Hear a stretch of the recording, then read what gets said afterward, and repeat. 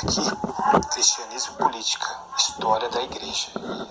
A história de Israel virá depois, preparando um áudio aí, com um estudo sobre Jafé, de um vídeo que eu vi no YouTube. Vou pesquisar melhor sobre a nossa descendência portuguesa, né? A influência de Portugal, e no estudo do Elohim, do canal Elohim, ele disse muito sobre a descendência do povo latino, né? E aí eu preciso pesquisar algumas verdades. Eu achei interessante, mas preciso pesquisar. Eu sei que Jafé foi um dos filhos de Noé. E ele desceu sob uma descendência, viveu sob uma descendência que já estava influenciada pela corrupção. Está no capítulo 6 de Gênesis, é um tema que eu quero abordar. Dentro da história de Israel também vai caber. Nós já não é apócrifo, é a própria Bíblia também. Que dentro da história de Israel também vamos usar a Bíblia Sagrada. E mais aqui, só um minuto. Uma parte importante que eu achei aqui do livro, né, para encerrar, que não poderia faltar, o capítulo 8 que eu estava vendo, a Igreja Política na Idade Antiga, que é a Igreja sob o Império Romano. Aqui, até o 3º século, das relações entre o cristianismo e o Império Romano foram de natureza conflititiva. A lealdade, a última dos cristãos era Cristo e não a César. Aí vai indo, o cristão recusava prestar culto a qualquer dos deuses nacionais, vai indo, o governo assustava com o hábito do crescimento, a igreja o caráter secreto. Aqui já no tópico 2, a perseguição era generalizada, permanente, variando de imperador para imperador. Aí tem os piores momentos foram vividos sob Nero e Diocleciano, né? Tem as datas aqui, a chamada Pax Longa. Eu conheço a Pax Romana, né? Muitos falavam, quem já ouviu falar da Pax Romana, né? E aqui o livro está abordando a Pax Longa, que é de 260 a 303, né? É um outro dado que eu não conhecia, né? Durante todo o tempo, porém, o cristianismo era considerado uma religião ilegal. Aí tem o tópico 3 aqui que eu queria, que a situação somente começava a mudar a partir de 311, segundo aqui o dado do livro, com o edito de tolerância decretado pelo imperador do Oriente Médio. O término dessa fase acontece em 313 com o edito de Milão, assinado tanto pelo imperador do Ocidente e Constantino, que eu queria chegar no tema do Constantino, que é importante, que é muito falado dentro da teologia. Na história da igreja, quanto pelo Império do Oriente, Licídio. A liberdade religiosa foi garantida legalizando a prática do cristianismo, que é a tal da história que Constantino viu uma cruz, né, em sonho, teve uma visão da cruz e se uniu, decretou o cristianismo. Naquela batalha sobre aquela cruz, ele batalhou ali para decretar, reconhecer os cristãos. Quanto mais morria cristão, mais aumentava os cristãos sobre a terra, né?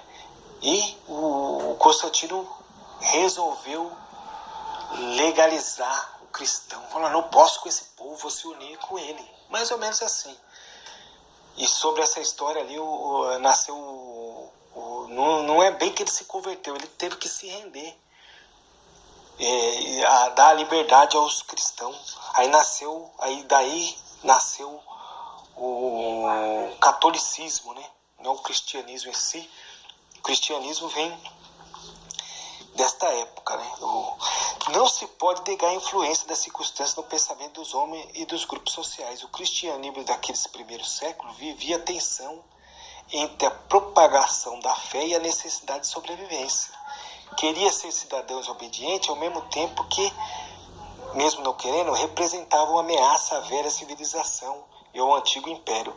Representava os cristãos um subgrupo e uma subcultura, desenvolvendo-se em muitos uma mentalidade defensiva, buscada no íntimo de cada ser e na experiência do próprio grupo. Tá aí, ó, né? Para que qual mal está se metendo vivo e livre, e não muito lugar para a elaboração da doutrina política, nem para influenciar o Estado. Quanto a este, além de ser visto em sua instrumentalidade satânica, não aceitava a presença dos cristãos em seus quadros dirigentes. Aí é isso que restava para os cristãos um aprofundamento pessoal da fé e um inevitável intimismo, transcendentalismo em uma busca de unidade grupal, que não deixava de ter sociologicamente um caráter sectário. Os grandes períodos de valorização da vida, do além e do futuro, são aqueles que a vida do aqui e do agora é difícil de ser vivida.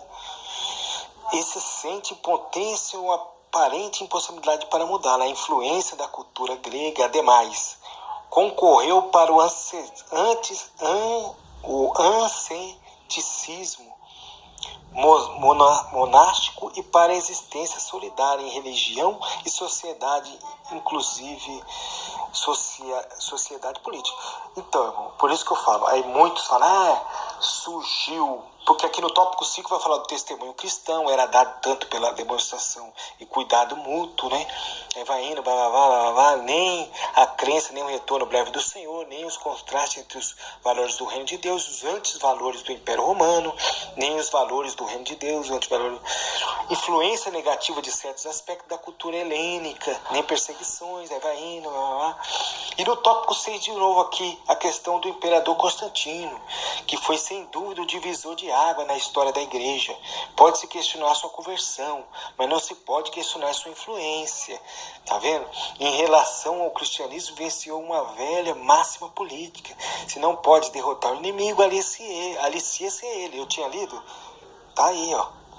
E o cristianismo crescer e seus seguidores estavam em toda parte. O Deus dele parecia forte. E vai indo, a sua doutrina era universal e podia servir de elemento ideológico, unificador. Então, tá aí, irmão. Depois do próximo tópico, os pensamentos sociais dos pais e tal. E que Deus abençoe. Vai vir Agostinho também, no tópico 12. Então, já por aqui, né? Capítulo 8. Que Deus abençoe a todos, em nome de Jesus Cristo.